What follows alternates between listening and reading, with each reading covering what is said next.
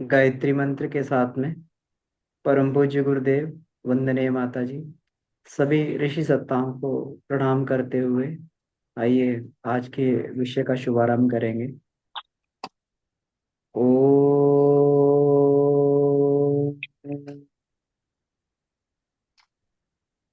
भूर्भुवः स्वः तत्सवितुर्वरेण्यं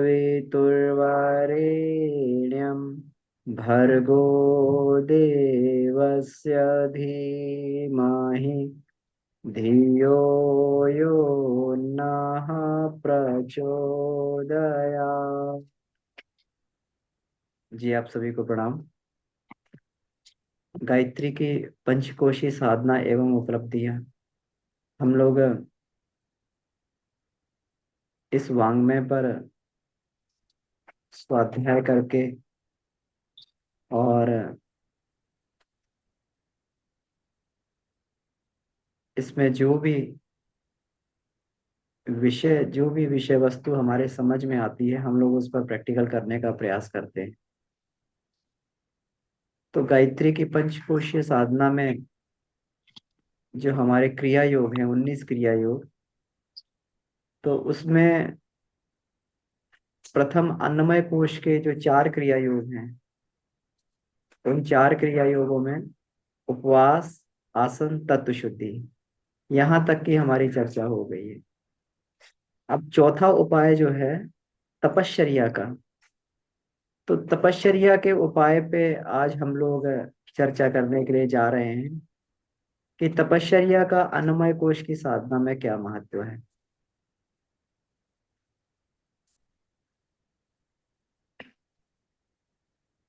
अगर इसको देखा जाए तो अन्नमय कोश को बहुत कर हम लोग स्थूल शरीर ही मान लेते हैं, और स्थूल शरीर अगर स्वस्थ बना हुआ है तो ये मानते हैं कि उससे अन्नमय कोश का परिमार्जन,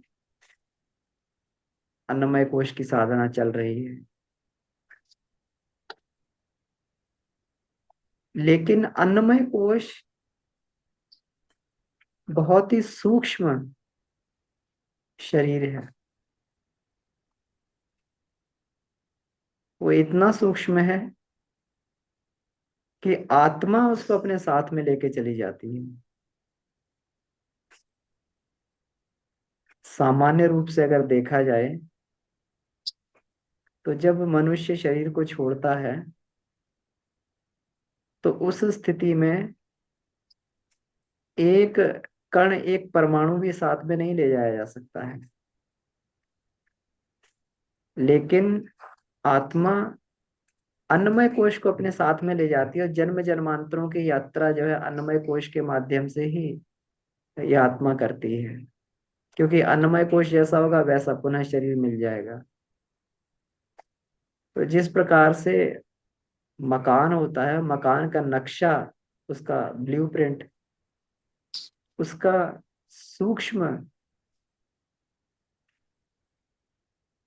प्रारूप है।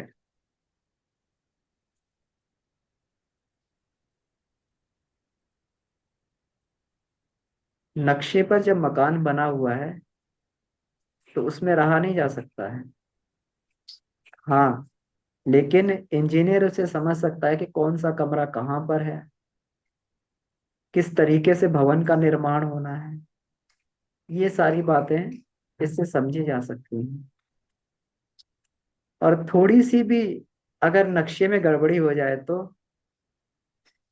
आर्किटेक्ट ये बोलता है कि नक्शे को सही करवा, दोबारा नक्शा बनाना पड़ता है, थोड़ी सी भी गलती।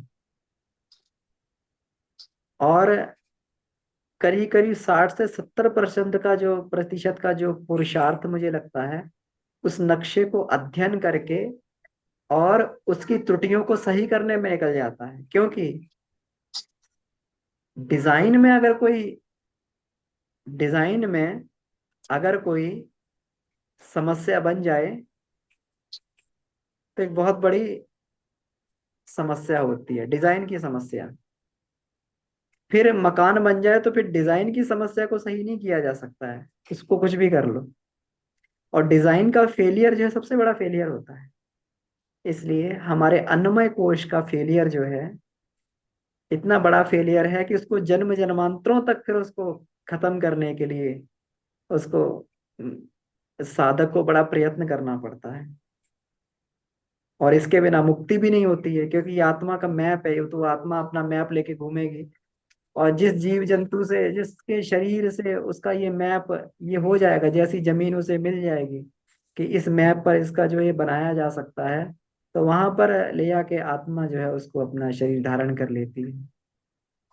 एक आर्किटेक्ट है प्रसिद्ध, मैं उनसे बात कर रहा था, तो बता रहे थे, तो कभी कभी जो है उस विषय के जो लोग हैं उनसे बात करने से विषय के काफी गहराइयों को उससे समझ में आता है। तो क्योंकि अन्नमय कोश हमारा आर्किटेक्ट है बॉडी का, आर्किटेक्चरल व्यू है हमारा, तो उनसे बात कर रहे थे तो वो बता रहे थे कि किस स्तर पे गड़बड़ी हो जाती है। उन्होंने कहा कि एक आर्किटेक्ट ने एक बिल्डिंग बनाई और बिल्डिंग के फ्रंट में शीशा लगा दिया, और बिल्डिंग के फ्रंट में शीशा लगा दिया और उसको शीशे को इस तरीके से कर्व्ड शीशा बनाया गया, उस तरीके से उसका डिजाइन किया गया, कर्व्ड, उसको कर्व्ड जिसको बोलते हैं ना, थोड़ा तिरछा ऐसा मुड़ा हुआ शीशा, जैसे हमारे लेंस होते हैं उस तरीके का। तो तो उसमें क्या हुआ कि वो कर्व्ड शीशा जो है, जब उस पे धूप पड़ी, जब बिल्डिंग बन के तैयार हो गई, बिल्डिंग के सामने बहुत बड़ा कर्व्ड शीशा लगा हुआ था, वलयाकार जिसको बोलते हैं, शीशा लगा हुआ था, तो कहते हैं वो कॉनकेव लेंस बन गया। हम लोग कॉनकेव लेंस के चश्मे पहनते हैं ना, जैसे सूर्य की धूप को केंद्रित करते हैं और केंद्रित करके जो है उसमें ये करते हैं। तो जैसे ही वो बिल्डिंग में शीशा लगा और वहां पे सूर्य उदय हुआ, तो कॉनकेव लेंस बन गया, और वो पूरी की पूरी उसने सूर्य की ऊर्जा को केंद्रित करके और उसमें जो है केंद्रित कर दिया, और वहां पर जहां उसकी ऊर्जा केंद्रित होगी, जहाँ दरवाजों पे पड़ रही थी, तो वहां पर जो है, वहां पर क्या हुआ कि उस बिल्डिंग में आग लग गई। इसको आर्किटेक्चरल मिस्टेक बोलते हैं। तो हमारे अन्नमय कोश में हम समझ नहीं सकते कि अन्नमय कोश की सूक्ष्मता कितनी अधिक है। तो इसको हमें कितना सावधान रहना पड़ता है, साधक को बड़ा सावधान रहना पड़ता है, अन्नमय कोश के प्रति बहुत सजग रहना पड़ता है। क्योंकि एक भी अगर डीएनए का पार्टिकल हमारे शरीर में हो गया, रह गया, तो कौन कहाँ से कहाँ ले जा सकता है, हम लोग नहीं सोच सकते हैं। वो गुणों से जो है कौन सी बीमारियां बन सकती हैं, कौन से जानवर की, कौन से जीव जंतुओं की आदत हमारे अंदर आ सकती है, हम समझ नहीं सकते हैं। तो इसलिए साधना के लिए अन्नमय कोश का महत्व, अन्नमय कोश की साधना का महत्व बहुत है। और इसलिए तपश्चर्या को अन्नमय कोश के साथ में ही जोड़ा गया है। तो अब देखते हैं तप होता क्या है, तप हमें क्यों आवश्यकता पड़ती है। अभी हम लोग चर्चा कर रहे थे कि आत्मा जो है, आत्मा शरीर को ग्रहण करती है और अपनी प्रकृति के अनुसार विभिन्न विभिन्न शरीरों को ग्रहण करती रहती है। जैसे उसके प्रकृति जैसे संस्कार होते हैं, कभी कुत्ते की योनि में, कभी सुअर की योनि में, कभी मक्खी की योनि में, कीट पतंगों की योनि में, हाथी की योनि में, सांप की योनि में, अलग अलग ये करती है और अपने संस्कारों को इकट्ठा करती रहती है। आत्मा के लिए कुछ खराब कुछ सही नहीं है, उसके लिए सब कुछ है, संस्कार है। अब लेकिन मनुष्य योनि में जब वह आत्मा प्रकट होती है,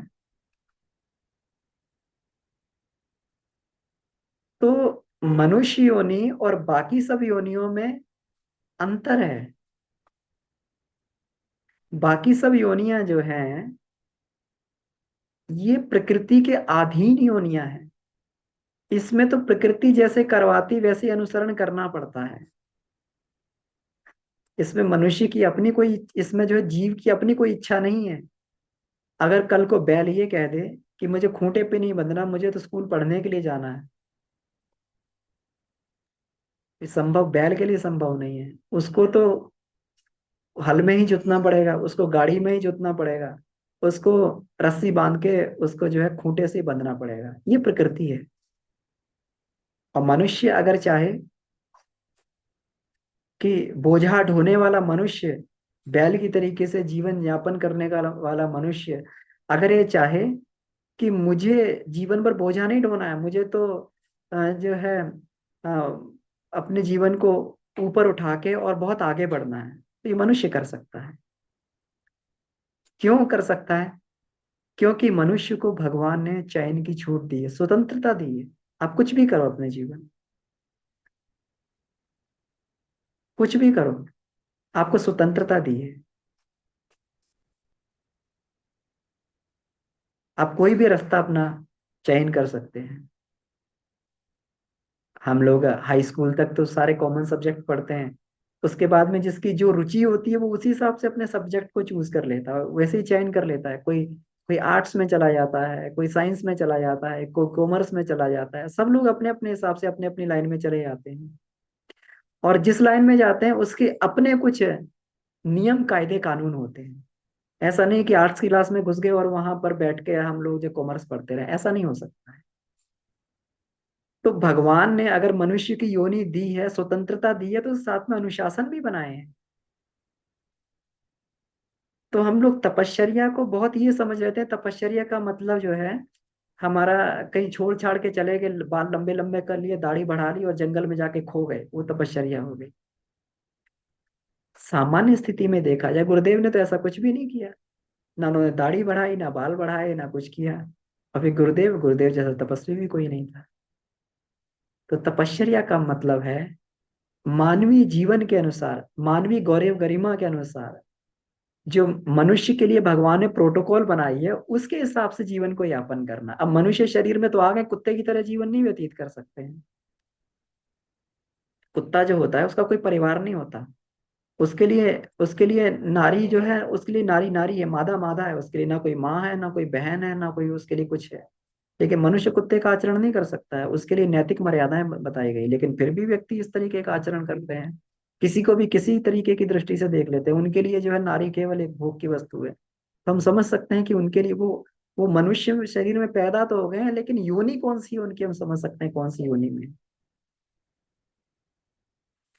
तो मनुष्य के लिए नैतिक मर्यादाएं बताई गई, उन्हीं मर्यादाओं को चलना, और उन मर्यादाओं पे उन अनुशासन, हम सभी लोग जानते हैं कि अनुशासन को जीवन में पालन करने का मतलब करना आसान नहीं होता है। अपनी प्रवृत्तियों को बदल के विद्यार्थी जब पढ़ता है तो पढ़ाई उसके लिए आसान नहीं होती, उसको स्कूल के डिसिप्लिन नियम को फॉलो करना पड़ता है। जो लोग नहीं करते हैं वो लोग जाते हैं स्कूल जाते हैं, और स्कूल जाके जो है फिर कुछ विशेष नहीं कर पाते, बंद कर देते हैं, पढ़ाई छोड़ देते हैं। हमारे बस की बात नहीं है। जो मास्टर काम देते हैं, जो टीचर शिक्षक काम देते हैं, और उसको करना पड़ता है, सुबह जगना पड़ता है, उसमें पढ़ना पड़ता है देर तक, खेल में नहीं जा पाते हैं। तो वो सब जो है सब बंद करना पड़ता है, एक अनुशासन में चलना पड़ता है, एक एक नियमित अनुशासन में। तो जिसमें संघर्ष करना पड़े, जिसमें अपने मन को रोकना पड़े, बार बार जो है वहां पर जाने से अनिष्ट जो हमारी ये है, जो हमारी अनिष्ट कर सकती हैं, जो हमारे लिए जो है जिसमें हमारे बार बार गिरने की संभावना है, जिसमें हमारे जो है कुसंस्कार की संभावना है, तो उन सब से अपने आप को बार बार रोकना पड़ता है। और इसी रोकने के क्रम को तपश्चर्या कहा गया है, इसी को संघर्ष कहते हैं। तो तपश्चर्या का मतलब क्या हुआ? रगड़ पैदा करना, गर्मी पैदा करना, संघर्ष। संघर्ष किससे? संघर्ष ये संघर्ष उससे है अपने मन से, की पशु प्रवृत्तियों से संघर्ष है। ये मन का दोष नहीं है, मन की वृत्तियां ही उसकी ऐसी हैं। वो तो अपनी वृत्तियों को, वो तो अपना धर्म निभा रहा है। हम मन को बार बार दोष दें, मन तो अपना धर्म निभा रहा है कि जो वृत्तियां उसके अनुसार काम कर रहा है। मन तो सबके पास में होता है, संत के पास में मन होता है, योगी के पास में मन होता है, गुरुदेव के पास में मन था। लेकिन मनुष्य मन था, और उन्हें मालूम था कि हम चाह के भी जो है पशु स्तर का जीवन यापन नहीं कर सकते। मनुष्य अगर ये मौका है तो इसको जो है ये करके, जो लोग आईएएस के एग्जाम्स देते हैं उन्हें मालूम है कि कितने अटेम्प्ट्स होते हैं। पहले तो अनलिमिटेड अटेम्प्ट्स होते थे, अब तो जो है मुझे लगता है कुछ अटेम्प्ट्स जो है फिक्स कर दिए गए, 2 या 3 अटेम्प्ट। आईआईटी में 2 या 3 अटेम्प्ट ऐसे होते हैं। तो आईआईटीएन जानता है कि मुझे 2 या 3 बार से अधिक मौका नहीं मिलने वाला है, इसी में मुझे करना पड़ेगा। समझदार व्यक्ति हमेशा जो है ये जानता है इससे ज्यादा मौका नहीं मिलने वाला। ये मनुष्य शरीर मिल गया तो फिर पता नहीं कितना जो है गर्त में घूमना पड़ेगा, जीवन भर के लिए पछताना पड़ेगा। क्योंकि एक आईआईटीएन जो है अपने 2 या 3 अटेम्प्ट निकाल दिए, फिर उसके बाद उसको मौका नहीं मिलेगा, फिर तो जीवन भर यही सपने ही देख सकता है, वो आईआईटी के एग्जाम में नहीं बैठ सकता। इसी को तपश्चर्या कहा जाता है। अपने आप को प्रतिदिन एक अनुशासन में चलाना। और किस अनुशासन में चलाना, उसके लिए हमारे लिए सूत्र भी बता दिए गए हैं। और बताता कौन है? जो बताता है उसको गुरु बोलते हैं। गुरु ही अनुशासन का निर्धारण करते हैं। क्योंकि हर समय की तपश्चर्या अलग अलग होती है। हर जीव की तपश्चर्या अलग अलग है, हर व्यक्ति की तपश्चर्या अलग है, हर मनुष्य की तपश्चर्या जो समय के हिसाब से अलग अलग हो जाती है। गुरु इसका निर्धारण करता है। तो परम पूज्य गुरुदेव ने जो ये बताया है, तो हम लोग ये देखें, इस ये बहुत महत्वपूर्ण था, तो इसको हमने जो है एज इट इज इसके नोट्स बना लिए हैं। तो नोट्स को हम देख के हम लोग इसको चर्चा करते हैं। तो तपश्चर्या से आत्मबल के ऊपर, तपश्चर्या करते हैं लेकिन उससे आत्मबल बढ़ता है। आत्मबल चाहिए उसके लिए तपश्चर्या करनी पड़ती है। हम पहले जब हम लोग पढ़ रहे थे, एमसीए कर रहे थे, उस समय हमारा एक मित्र था, सहपाठी था। तो वो ये कहता था कि मुझे किसी भी एग्जाम में क्वालिफाई करना हो तो मैं कोई अपना स्वाद छोड़ देता हूँ, मीठा छोड़ देता हूँ या नमक छोड़ देता हूँ, या कोई भी एक चीज छोड़ देता हूँ जो मुझे सबसे प्रिय है, और मेरा उसमें हो जाता है। फिर मेरा वो एग्जाम क्वालिफाई हो जाता है, मेरा टेस्ट क्वालिफाई हो जाता है। तो हमको समझ में नहीं आता, तो सोचते थे हो सकता है ये व्रत उपवास करता है, भगवान की कोई कृपा हो जाती होगी कि भाई ये कर रहा है तो इसके कारण जो है ये हो जाता है, उसकी उसको सफलता मिल जाती है। जबकि उसका कोई कोई उसमें आध्यात्मिक उद्देश्य नहीं था। तपश्चर्या का जरूरी नहीं आध्यात्मिक उद्देश्य के लिए की जाती है तपश्चर्या। तो एक हर एक अनुदान पाने के लिए तपश्चर्या करनी पड़ती है। स्टूडेंट अपना जो है ये करता है, तपश्चर्या करता है। कलाकार जो है एकाग्रचित्त होकर जब ये बनाता है तो ये तपश्चर्या करता है। सब लोग तपश्चर्या करते हैं, बिना तपश्चर्या कुछ नहीं मिलता है। तो उसमें तपश्चर्या, हाँ, तो वो जब कहता था कि मैं इतने दिन, मैंने 15 दिन के लिए चीनी छोड़ दी, मेरे एग्जाम में अच्छे नंबर आ गए। 1 महीने के लिए मैंने नमक छोड़ दिया, एग्जाम में अच्छे नंबर आ गए। तो आश्चर्य लगता था, सोचते थे भगवान की शायद कोई कृपा होगी ऐसा। तो बाद में समझ आया कि तप तप करने से आत्मबल बढ़ता है। और आत्मबल एक ऐसी संपत्ति है कि आत्मबल से आप कुछ भी खरीद सकते हैं। आपके अंदर आत्मबल होगा, विल पावर होगी, विल पावर से कुछ भी कर लो। आप एग्जाम में एग्जाम्स को बढ़िया कर लो, चाहे चाहे जो योग में सिद्धियां प्राप्त कर लें, कुछ भी कर सकते हैं। तपस्या से आत्मबल बढ़ता है। अब तप का मतलब क्या है? तप का मतलब उष्णता, गति, क्रियाशीलता, घर्षण, संघर्ष, तितीक्षा और कष्ट सहन करना, ये तपश्चर्या है। तितीक्षा करना, संघर्ष करना, कष्ट सहन करना, ये तपश्चर्या है। मतलब अपने आप की विकृतियों से लड़ना, और उसकी जगह सत्य प्रवृत्तियों की स्थापना करना, या हमारे लिए सत्य प्रवृत्तियों को बोले जो हमारे लिए उपयोगी है, उसको उन आदत को, उन हैबिट्स को अपना लेना, ये तपश्चर्या है। तो इससे गर्मी गर्मी पैदा होती है। जब पानी उबलता है उससे भाप बन जाती है, पानी खौलाया जाता है, भाप बनती है, भाप से इंजन चल जाता है। इसी तरीके से मनुष्य तप करता है, और तप के कई तरीके हो सकते हैं। तप करता है, तप से गर्मी पैदा होती है, उस गर्मी से कुछ भी कर लेता है। इसमें बताया गया है कि सोने को तपाया ना जाए तब तक आभूषण नहीं बन सकता। हम सभी लोग सोने को पहनते हैं। और पहलवान जो होते हैं उन्हें कष्ट साध्य श्रम करना पड़ता है। कोई ये कहता रहे कि मैं केवल खाऊंगा और जो है श्रम नहीं करूंगा, तो पहलवान नहीं बन सकता है। पहलवान लोग बहुत कुछ खाते हैं, बहुत सारे सप्लीमेंट्स लेते हैं, प्रोटीन के सप्लीमेंट्स लेते हैं, और बढ़िया बढ़िया खाते हैं, अच्छा अच्छा हेल्दी खाते हैं। लेकिन उसको खाने के बाद में अगर उसको पचाने के लिए श्रम ना करें, कष्ट साध्य श्रम करना पड़ता है। हमारे मौसा जी पहलवान थे, जानते हैं हम लोग। तो मौसा जी पहलवान थे। तो वो हम लोग आज जो है, अगर प्योर कोई दूध हमें 1 लीटर दे दे, तो हम लोग उसको दूध को पी के पचा नहीं पाते। 1 लीटर दूध पी के वो, और हमें तुरंत लूज मोशन हो जाएंगे। लेकिन वो पहलवानी किया करते थे, मैंने उनको देखा है करते हुए। पहलवानी करते थे, खूब हट्टा हट्टा शरीर था, बहुत पहलवानी करते थे, 100 100 डंड एक बार लगाते थे। और उनकी खुराक क्या थी? 1 लीटर घी पीकर पचा जाते थे। हम लोग समझ सकते हैं कि 2 चम्मच हम लोग घी खा लेंगे तो क्या हमारा हाल बनेगा, 1 लीटर घी की। ठीक है। हमारी नानी बताया करती हैं कि जब भी वो आते थे, तुम्हारे मौसा जी आते थे, तो बताती थी नानी जी, तो फिर दूध जो दूह के लाया करते थे, उसको कभी वो हांडी में नहीं रखते थे उसको, उसको जो है पकाने के लिए, वो बाल्टी ला के उनके सामने रख देती थी। अब पहले दूध भी बहुत होता था, बाल्टी में 6-6 लीटर 8-8 लीटर दूध आया करता था, इतना जो है ये गाय भैंस दूध दिया करती थी। उनके सामने रख देती थी, पूरा पचा जाते थे। लेकिन श्रम बहुत करते थे, डंड मारते थे और वो सब करते थे, कुश्ती लड़ते थे। उनका जो है, और उनका ये था कि कभी उन्होंने कोई कुश्ती कभी हारी नहीं, कभी भी।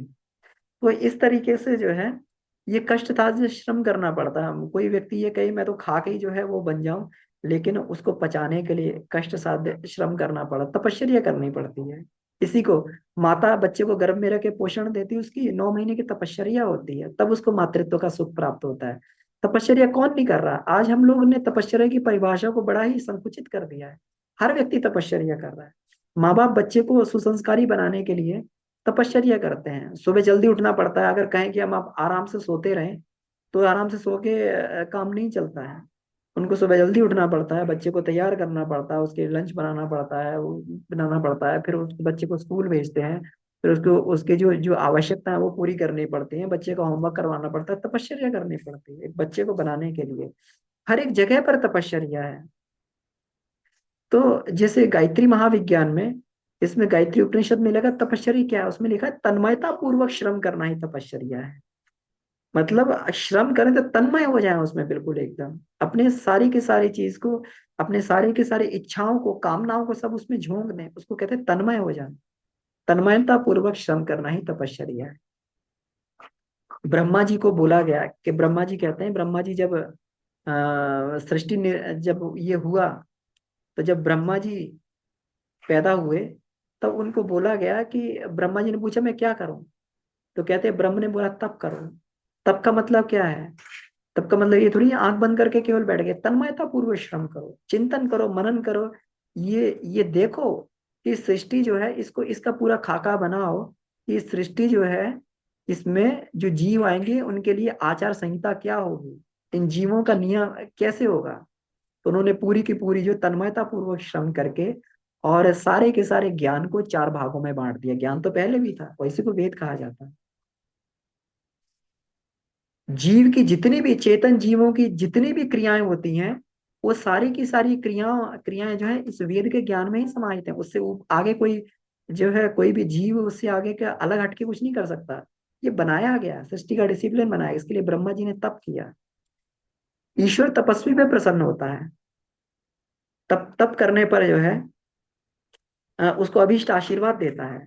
अब ईश्वर तपस्वी में प्रसन्न होने का मतलब यही है। ईश्वर कौन है? ईश्वर है हमारे अंदर बैठी हुई अंतरात्मा। जब हम तप करते हैं तो एक शक्ति हमारे अंदर इकट्ठी होती है। तप का मतलब अपनी शक्तियों को संयमित कर लेना। वो शक्ति हमारी इकट्ठी होती है, और उस शक्ति से कुछ भी किया जा सकता है। रावण ने अपनी अहंकार पूर्ति में लगा दिया, तो राम ने जो है अपनी तपश्चर्या को राक्षसों के अंत में लगा दिया। ये हर किसी का अपना अपना तरीका हो सकता है, लेकिन तपस्वी दोनों ही थे, राम भी थे रावण भी थे, और दोनों बराबर की टक्कर के थे। लेकिन बात फिर धर्म और अधर्म की आ जाती है, कौन धर्म के साथ है और अधर्म के साथ। अधर्म का तो हमेशा विनाश होता है और धर्म हमेशा शाश्वत रहता है। लेकिन तप तप तप तो तप तप के आगे भगवान जो है बिल्कुल ये हो जाते हैं। अब वो उनको मनचाहा वरदान देना पड़ता है। राक्षस लोग मनचाहा वरदान ले जाते हैं तपश्चर्या करके, क्योंकि ईश्वर प्रसन्न होता है वरदान। अब फिर बाद में कुछ भी हो उसकी बात अलग है, लेकिन ईश्वर देता जरूर। तपश्चर्या से ईश्वर प्रसन्न होता है। और जो तप नहीं करते हैं, अपनी पुरानी पूंजी को ही खर्च करते रहते हैं, उनकी तपश्चर्या धीरे धीरे धुंधली होती जाती है, खत्म होती जाती है। ये पहले तो बहुत अच्छे थे, लेकिन अब क्या हो गया, अब इन्होंने तपश्चर्या करनी बंद कर दी। तो इसीलिए तपश्चर्या सतत आवश्यक रहती है जीवन में। सतत ऐसा नहीं है कि एक एक बार हमने करके कुछ सालों तक तपश्चर्या कर लिए, बंद हो गया हमारा काम। व्यक्ति जब तक सांस ले रहा है तब तक उसे तपश्चर्या करनी पड़ेगी। बिना तपश्चर्या के कुछ भी नहीं। स्वामी रामकृष्ण परमहंस जो है मृत्युशैया पर भी जो बैठ के वो तपश्चर्या कर रहे थे। तब तो हर एक व्यक्ति को करना पड़ता है, और जीवन पर्यंत उसको तप करना पड़ता है, तभी जाके जो है उसमें। नहीं तो ये तो प्रकृति है, प्रकृति का तो स्वभाव ही है, जल और मन की एक गति, ये नीचे को जाए, बड़े जतन से राखे तब ऊपर को आए। गुरुदेव ने पूरा जीवन पर तपस्या की है, तब जाके उन्होंने अपने आप को साध पाया। जीवन साधना गुरुदेव ने इसलिए जो है, ये नहीं कहा साल भर की साधना, ही बोला जीवन साधना बोला। उन्होंने कहा कि जिस साधना से उन्होंने सिद्धि प्राप्त की वो जीवन साधना थी। हर एक क्षण को उन्होंने जो है अपनी क्वालिटी, तप की क्वालिटी को हमेशा बढ़ाते चले गए। उन्होंने अपनी तप की क्वालिटी को पहले, गुरुदेव बताते भी, हम लोग पढ़ते भी हैं, 3 तरीके के तप गुरुदेव ने किए। पर नारी परदारेशु परद्रव्येशु लोष्ट पर तीज पर आत्म सर्वभूतेषु, तप की क्वालिटी को बढ़ाते गए। तो इसमें ये कहा गया है। इसलिए, और आज के समय में गिरे हुए को उठाने का एकमात्र मार्ग है तप। तप है, यानी अपने स्तर को इतना तो ना गिरने दिया जाए। हम चारों तरफ देखते हैं कि हमारे आसपास लोग गिर ही रहे हैं। कैसे गिर रहे हैं? लोगों की मान्यताएं बदल गई हैं आजकल। लोग रिश्वत, रिश्वत जिसको घूस और रिश्वत बोलते हैं, कितना खराब शब्द है, लोग उसको ऊपरी कमाई बोलने लगे। कह रहे अरे भाई साहब ऊपरी कमाई बहुत। कोई भी अपने जो है बेटी को अगर शादी करने के लिए जाता है कहीं पर, अगर वो सरकारी, पहले तो सरकारी को बड़ा उससे खोजा जाता है कि करेंगे तो बेटी की शादी सरकारी एम्प्लॉय के साथ में ही करेंगे, गवर्नमेंट एम्प्लॉय के साथ में ही करेंगे।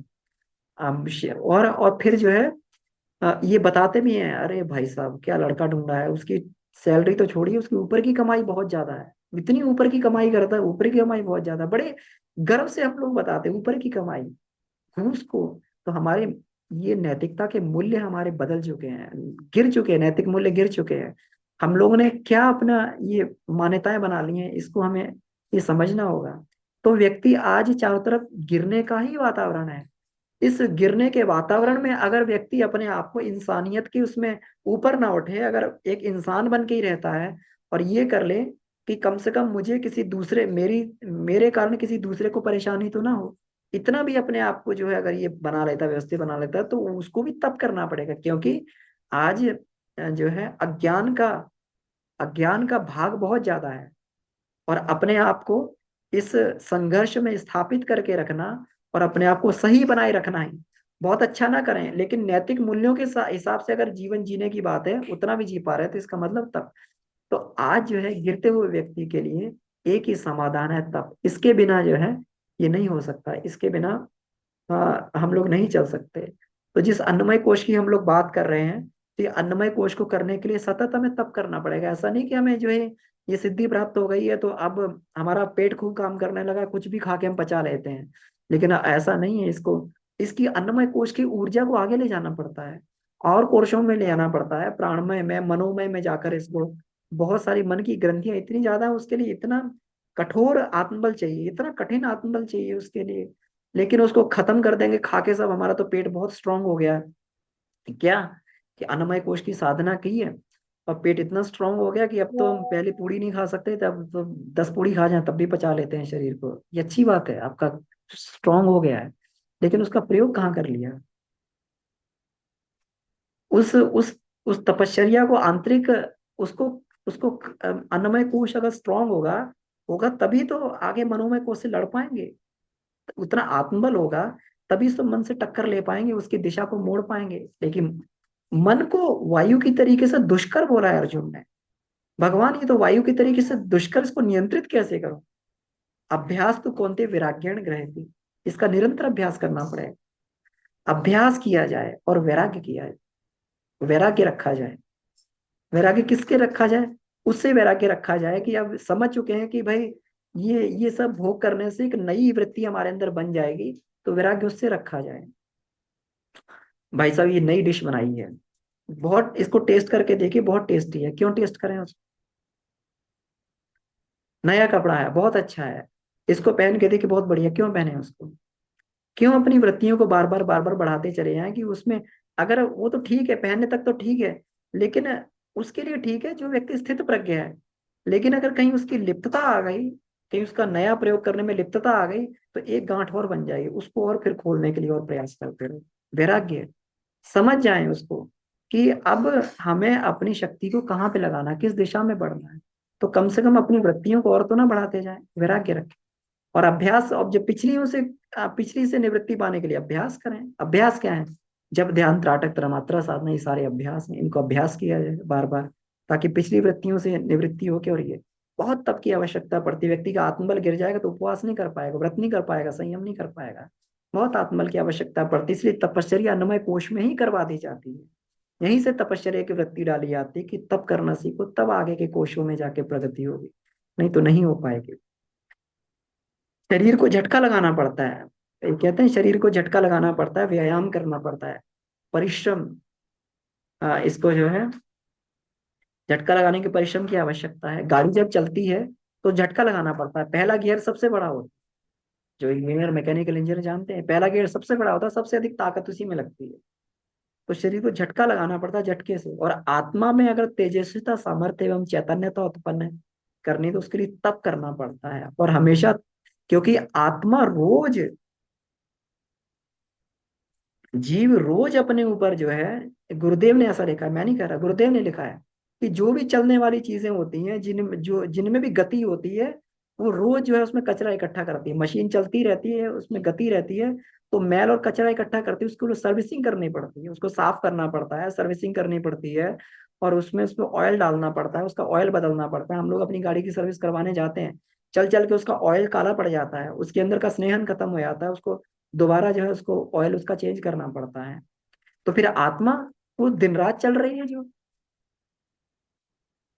यज्जाग्रतो दूर मुदयति देवम तदु सुप्तस्य तथा वेति दूरगम ज्योतिषाम ज्योतिरेकम तन्मे मना शिव संकल्पस्तु। जो जो ना तो सो रहा है ना जाग रहा है, दिन भर सतत, जो 24 घंटे सतत काम कर रहा है ना, वैसा हमारा मन शिव संकल्प में है। तो उस मन को धुलने के लिए क्या हमें आवश्यकता नहीं पड़ेगी? इसीलिए आत्मा तो निर्लिप्त है, लेकिन मन अपने ऊपर ओढ़ लेता है, मन अपने ऊपर विकार कर लेता है, विकार ओढ़ लेता है। इसीलिए गुरुदेव ने त्रिकाल संध्या का बोला, और शांति कुंज में करवाते हैं भी त्रिकाल संध्या। सुबह सुबह का ध्यान करवाते हैं। फिर जो है दोपहर का ये होता है, दोपहर की मध्य ज्योति साधना होती है, शाम को नादी योग साधना होती है। सुबह का प्रवचन चलता है, दोपहर का प्रवचन चलता है, शाम का प्रवचन चलता है। गुरुदेव ने ऐसा क्यों किया? गुरुदेव चाहते तो एक बार करके छोड़ सकते थे, लेकिन गुरुदेव को मालूम था कि मन की स्पीड कितनी तेज है। ये ये जो है पल में जो है अपना कूड़ा करकट ग्रहण कर लिया, ग्रहण कर ही लिया जब मन की प्रवृत्ति, तो उसको धुले धुलते भी रहा जाए। तो इसको, तपश्चर्या को हमेशा जो है व्यक्ति को सतत अपने जीवन में बनाए रखना पड़ता है। अब इसमें ये कहा गया कि आलसी और आराम तलब शरीर में अन्नमय कोश की साधना नहीं हो सकती, स्थिर नहीं रह सकती है। देखिए, एक बार हम लोगों ने अन्नमय कोश की स्थिरता प्राप्त कर ली, तो उसको बार बार बनाए रखना पड़ेगा, क्योंकि आलसी और आराम तलब शरीर में अन्नमय कोश की स्थिरता, स्वस्थता स्थिर नहीं रह सकती। इसको स्वस्थ बनाने के लिए हमें उपवास, आसन, तत्व शुद्धि के साथ में तपश्चर्या को ये करना पड़ेगा, तब जाके ये होगा। प्राचीन काल में तपश्चर्या जो है ये होता था, अंग होता था सबका। सब लोग तप किया करते थे प्राचीन काल में, स्वभाव था तप करना। स्वभाव कैसे था? स्वभाव ऐसे था कि बच्चे जो है जब गुरुकुलों में पढ़ने जाया करते थे, वहां की सफाई खुद किया करते थे। अब बच्चे अपने कपड़े खुद धुला करते थे, और जो है गुरुजनों की सेवा किया करते थे। अब कुछ वैसे सरकारी तंत्र से तो नहीं होता था, सरकारी अनुदान तो इतना मिलता नहीं था। तो हमारे पिताजी बताते थे, गांव में जब स्कूल खुला था तो हम लोग 1 किलोमीटर तक सिर पर रख के ईंटें ढो के लेके गए थे। और उस ईंटें ढो के तब स्कूल हम लोगों ने बनाया, अपने हाथ से स्कूल बनाया, बिल्डिंग बनाई थी। कच्चा होता था उस समय, तो वो बनाया फिर उसमें। तो पहले स्वभाव से ही। अब आज के बच्चे को कह दो कि उस स्कूल में झाड़ू लगा दिया, वो लगाता हुआ दिख जाए तो हमें बड़ा खराब लगेगा और बंद कर देगा। आपने सपोर्ट स्टाफ नहीं रखा है, आपने जो है उसमें वो नहीं रखा है, आपने स्टाफ नहीं रखा, बच्चों से झाड़ू मरवा रहे हैं। तो आज की मान्यता बदल गई है। तो पहले तो स्वभाव से तप हुआ करता था, बच्चों को जानबूझ के तप करने के लिए गुरुकुल में भेजा जाता था, कि गृहस्थ में रह के कहीं कहीं जो है इसकी क्षमताएं कुंठित ना हो जाएं। वो करने के लिए, उसको तपश्चर्या करने के लिए बचपन से। तो प्राचीन काल में स्वभाव से ही तप था, लेकिन आज जो है व्यक्ति आराम तलबी में इसको ये करता है। जो जितना आराम तलबी में रहता है, उतना ही जो उसको ये उसकी परिभाषा।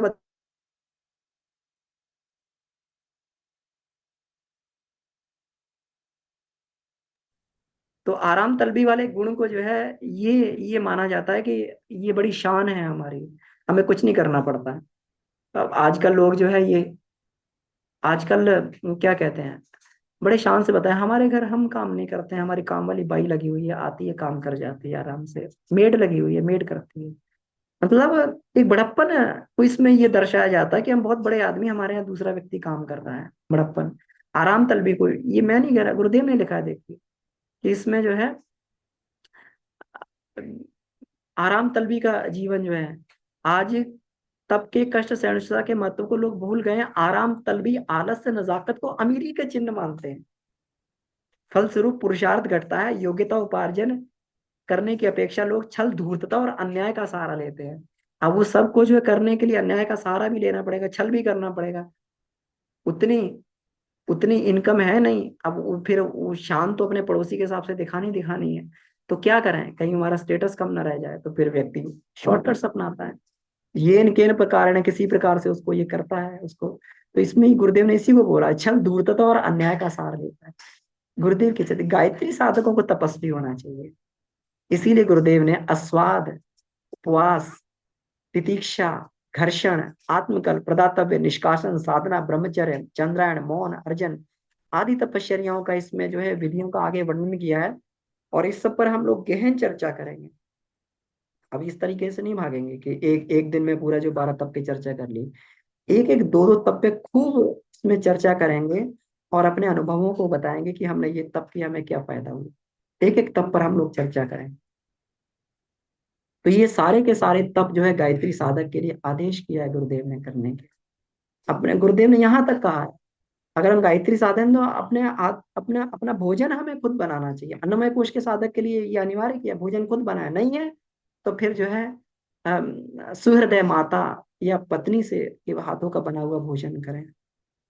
और जितना भी हो सकता है अब तितीक्षा के माध्यम से अपना काम खुद जो है उसको कर्षण के माध्यम से अपना काम खुद करने का प्रयास। तितीक्षा के माध्यम से सर्दी गर्मी जाड़े को, ऐसा नहीं कि थोड़ी गर्मी लगी एसी चला लिया, थोड़ी ठंड लगी तो उसमें हीटर में जाके बैठ गए। तभी हमारा अन्नमय कोश मजबूत हो पाएगा, जब तपश्चर्या को अपने जीवन का अंग बना के रखें। गायत्री उपासक को करना चाहिए।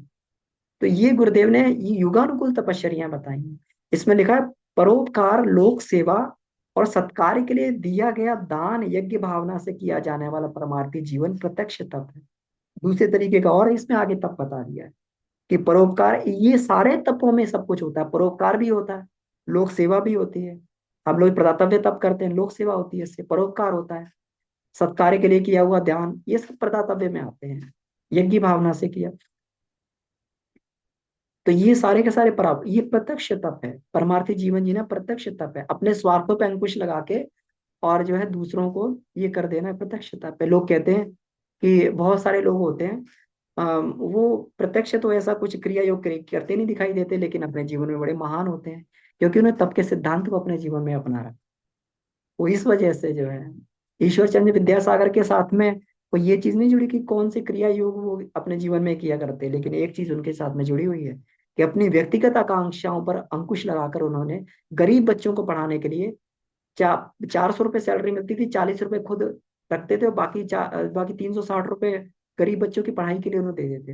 ये प्रत्यक्ष तप है। तो लेकिन आप सतयुग में की बात कहेगी, सतयुग में लंबे समय तक ही होता था, लेकिन आज ये संभव नहीं है। आज जो है जो तप सतयुग में संभव थे, जैसे सीता जी अग्नि में प्रवेश हो गई थी, अग्नि में प्रवेश होकर बाहर आ गई थी, तो वो उनको नहीं हुआ, क्योंकि सतयुग में जो है त्रेता में अग्नि तत्व प्रधान था। वो अग्नि शरीर को जलाती नहीं थी, परिष्कृत कर देती थी।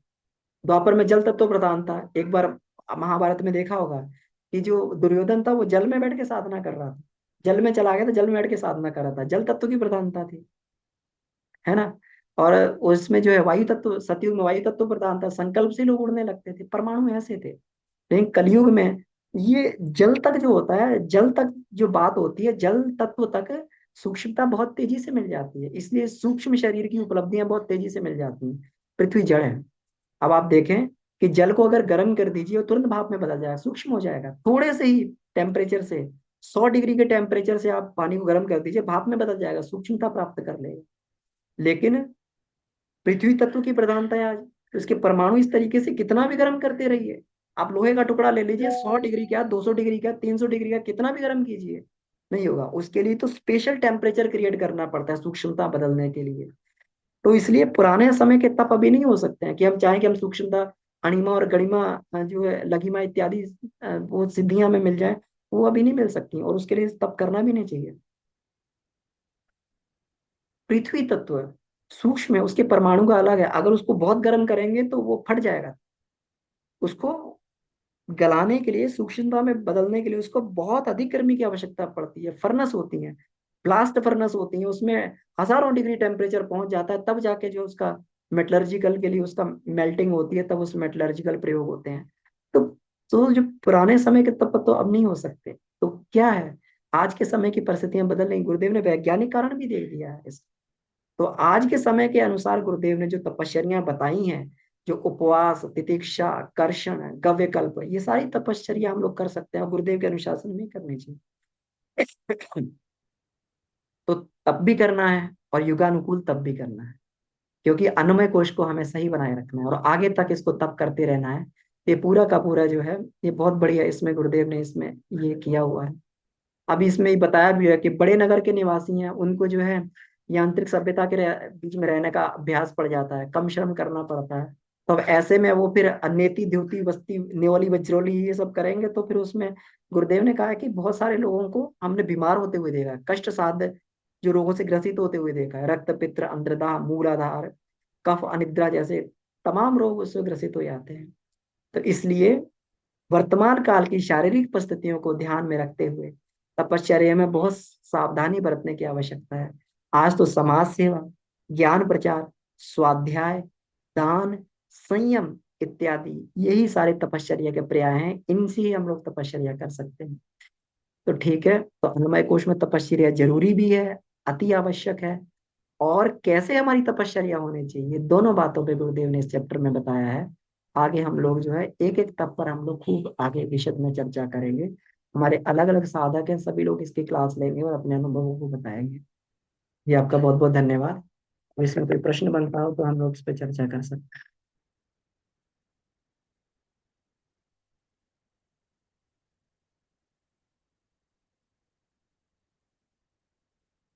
आप अपने आप को इसमें हैंड रेज कर सकते हैं, या अपने आप को इसमें अनम्यूट भी कर सकते हैं। जी। जी भाई साहब प्रणाम, आप कुछ पूछना चाहते हैं? सॉरी। हाँ, कोई बात नहीं। तो इसमें अच्छा, जी अपना विचार अनुभव भी विचार बताइए। करता था कि ये जो प्रवृत्ति है, ये इस जैसे इनमें कोई आध्यात्मिक की ओर जितना जाना कितना जाना है, ये क्या पूरे संस्कारों के मुताबिक भी होता है? कई बार आदमी बहुत कोशिश करता है, जा नहीं पाता, और तब की जरूरत है। ये शुद्धि और खोनी है कि जन्मों जन्मों की शुद्धि होती है? तो जैसे फर्ज के मैं अपनी बात कर रहा हूँ, बहुत इतना गहरा वो है, अंदर से उत्तेजना है, प्रेरणा है, सब कुछ है, लेकिन किस स्तर पे पहुंचा हूँ ये मनुष्य अपने आप वो कर लेता है, एनालिसिस कर लेता है। लेकिन इसमें पुनर्जन्म का, संस्कार का और क्या क्या इफेक्ट है? पिछले जन्म का संस्कारों का कितना इफेक्ट? जी, आपका प्रश्न बहुत अच्छा है। संस्कारों का ही इफेक्ट है, क्योंकि संस्कारों के अनुसार ही हम लोग जो चित्त में वृत्तियां उठती हैं, संस्कार के अनुसार ही हमारा अंतःकरण काम करता है। और जैसा अंतःकरण होता है वैसे विचार आते हैं, जैसा विचार होता है वैसा कर्म होता है। तो हम लोग अपने संस्कारों के अनुसार ही काम करते हैं। तो अब जो संस्कार हमारे लायक नहीं है, या मनुष्य जीवन में होने के कारण जो संस्कार हमारे लायक नहीं, हमारी पशु प्रवृत्तियां हैं, तो उनसे हमें जीवन भर लड़ना पड़ता है। और इस लड़ने के लिए तपश्चर्या करनी पड़ती है। और इस तपश्चर्या में व्यक्ति अपने बलबूते तपश्चर्या नहीं कर पाता है, उसमें उसको भगवान के अनुदान की आवश्यकता पड़ती है, सतत प्रेरणा की आवश्यकता पड़ती है। नहीं तो जहां पर जो तप का मार्ग होता है, इसको सूरज से धारा बोला है। सूरज से धारा निशिता दुरत्या दुर्गम पथ इति कवयो वदंती। इतना दुर्गम पथ है, छुरे की धार पे चलना, जरा भी इधर उधर हो गए कट जाएंगे। तो वहां पर इतने कठिन मार्ग पर व्यक्ति कैसे चलेगा? तो वहां पे ईश्वर की कृपा, गुरु की प्रेरणा की आवश्यकता पड़ती है। तो अब यही गुरु मैं प्रेरणा पूछने, के रूप में। एक और प्रश्न मन में आया इसी इसी से। आपने कहा जैसे मनुष्य कर्म करने में स्वतंत्र और फल भोगने में स्वतंत्र, आपने दो तीन बार कहा स्वतंत्रता सिर्फ मनुष्य को मिली है। अगर हरी इच्छा हरी कृपा ही है तो हमें स्वतंत्रता तो है ही नहीं, वही करवा रहा है। जैसे मैं अपना व्यक्तित्व बोलता हूँ, मेरा संपूर्ण समर्पण है। मैं कुछ नहीं कर रहा, मैं जैसे अभी बोल रहा हूँ, मैं नहीं बोल रहा। मुझे अभी वास्तव में मुझे पता भी नहीं चल रहा कि मैं बोल रहा हूँ, ये कोई बुलवा रहा है मुझे। तो इसमें स्वतंत्रता मेरे, कई बार ये विचार आता है, ये नहीं कि मैं इसको पकड़ के बैठा हूँ। अपना पुरुषार्थ तो करना ही है, मैं सब समझता हूँ, जानता हूँ, करता हूँ। लेकिन ये एक बेसिक थ्योरी है जो मन में एक बैठी हुई है बे। अब मैंने ये जीवन का एक स्वभाव बना लिया है, भाई जो मैं कुछ प्रभु की इच्छा, जो करवा रहा है करवा रहा है। भाव अच्छा है, ये प्रभु की कृपा है कि मेरा भाव बहुत बहुत बहुत शांत भाव है, बहुत सद्गुण है, सारे तीनों गुणों में सद्गुण प्रधान है।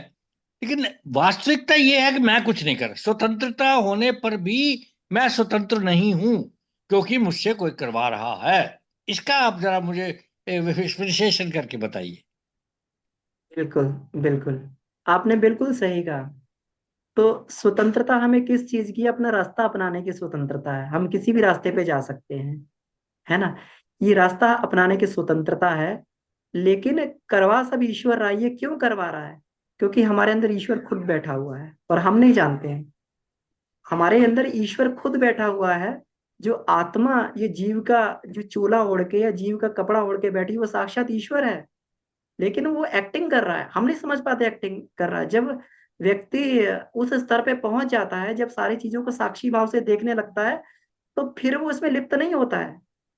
फिर उसके लिए वो कुछ भी कर रहा है, तो कुछ भी करके उसके बाद में उसमें लिप्त नहीं होता, उसके फल से लिप्त नहीं होता है। तो उसमें ये सब ईश्वर करवा रहा है। जब वो साक्षी भाव से देखने लगता है कि मैं तो कुछ कर ही नहीं रहा, मैं तो एक रोल प्ले कर रहा हूँ। तो वही अवस्था, वही उसी अवस्था का मैं अपनी अवस्था का उदाहरण दे रहा हूँ। अगर जी। ये अवस्था है तो क्या उसके आगे क्या है? उसके आगे उसके उसके आगे ये है कि फिर अब जो भी हो, सारा का सारा जीवन फिर ईश्वर के लिए समर्पित हो, कर्तव्य भाव से, है ना? कर्तव्य भाव आनंदमय से। जी। अवस्था, आनंदमय, इतनी आनंदमय है कि मैं बता नहीं सकता। अभी जी। क्यों अंदर से मुस्कान आ रही है, अंदर से एक हर्ष आ रहा है, क्यों आ रहा है मुझे खुद भी नहीं पता। आपका जी। चेहरा देख के आनंद आ रहा है मुझे। वहां से हो सकता है मैं वाइब्रेशन तरंगे ले रहा हूँ। तो ये एक आनंदमय वास्ता। लेकिन प्रश्न मुझे यही आता है, मैं आगे क्या, व्हाट नेक्स्ट? हाँ, तो अब देखिए, इसका मैं गुरुदेव के उसमें उत्तर देता हूँ, है ना? हाँ जी, हाँ गुरुदेव कहते थे, देखिए, कि जीवन मुक्त होके और ये सब, उन्होंने खुद अपनी पीड़ा को लिखा है कि हमेशा मस्ती में रहना और ये रहना। कह रहे कि ये जो जीवन मुक्ति की अवस्था है ना, ये किसी और के लिए होगी, मेरे लिए नहीं होगी। जबकि गुरुदेव जीवन मुक्त थे। हर घड़ी आनंद में रहना, हर घड़ी खुशी में रहना, हर घड़ी प्रसन्नता में रहना।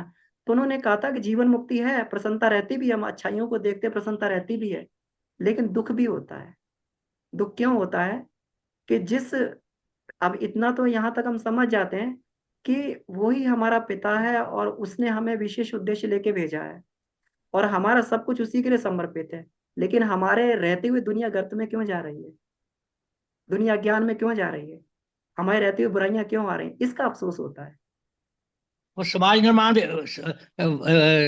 वही बस सृष्टि निर्माण, जगत निर्माण की बात आ गई, निर्माणों जी। की बात आ गई। जी। अच्छा। जी। तो अब ये है ना कि मान लो पिता है, पिता की हम ठीक है, हम पिता के बहुत आज्ञाकारी बच्चे बन गए। लेकिन अगर पिता की संपत्ति हमारे सामने नष्ट हो रही है और लोग उसको जो है लूट खसूट कर रहे हैं, उसको कर रहे हैं, तो हम कैसे आनंदित रह सकते हैं उसके लिए? फिर तो हमारा एक आज्ञाकारी संतान होने के साथ दायित्व भी बनेगा कि हम कुछ भी कर हाँ, जाए, मर भी जाए, लेकिन हम पिता के विरासत को नष्ट नहीं होने देंगे। ठीक ठीक। मैं पुरुषार्थ करके जगत कल्याण करना, जगत बिल्कुल, कल्याण अपना जग। तो हो गया। हम तो हाँ, स्वतंत्र स्थिति में आ गए। लेकिन फिर दूसरों को भी तो तारना अपने साथ में, हाँ, उनको भी ये चीज सिखाई जाए। समाज कल्याण से जगत कल्याण, इसकी समाज बात। कल्याण, जगत कल्याण के लिए लगा जाए। बस सब बहुत अच्छा, बिल्कुल बोले। ये था भाव, लेकिन आपके मुख से सुनने से एक और एक दृढ़ हो जाता है। मैं एक रास्ता जो करीने में, ये रास्ता क्या है? आपको कई बार भाव होता है लेकिन फिर भी वो आदमी सोचता है, भाई रास्ता ठीक है क्या, सचमुच में यही रास्ता है? हाँ, यही रास्ता है। तो आप बहुत बहुत धन्यवाद आपका। जी। जी। और बिल्कुल ये मेरा नहीं है, ये गुरुदेव का कहना है। हम लोग, हम भी जो बोल रहे हैं अपनी बात नहीं बोल सकते, हाँ, क्योंकि समझ हमें गया। उतना उतना नॉलेज ही नहीं है हमें। हम तो मेरे गुरुदेव की जीवन बात में से बोल सकते आपने भी तो आचरण में लाए होगा ना, बिना आचरण में लाए तो आप वाणी भी नहीं निकलती। हैं। जी। ये कुछ हो सकता है गुरु की कृपा हो, जैसा भी जो हाँ भी जी। हो। जी। अब देखिए, ठीक। आप भी गुरु की कृपा पे आ गए ना। हमारे बस में नहीं है, कृपा है, कृपा है कृपा है, उनकी। कृपा है। बहुत बहुत धन्यवाद। जी। जी मनोज जी भाई साहब। जी भैया प्रणाम सभी हाँ को। भाई साहब। हाँ भैया, जो एक आप बता रहे थे जैसे जो राक्षसगण का जो तपस्या करके ईश्वर को प्राप्त कर लेते थे और अपने मन चाहा वरदान भी प्राप्त करते थे, तो भैया इसमें थोड़ा सा मेरे को वो दिमाग में आ रहा था बहुत दिन से कि तो फिर वो कैसे, उनका इंटेंशन तो गलत था, मतलब जो कार्य कर रहे हैं तपस्या कर रहे हैं, तो उनकी जो इंटेंशन गलत था, फिर ईश्वर उनको कैसे उनसे मैंने उनको वरदान देते थे?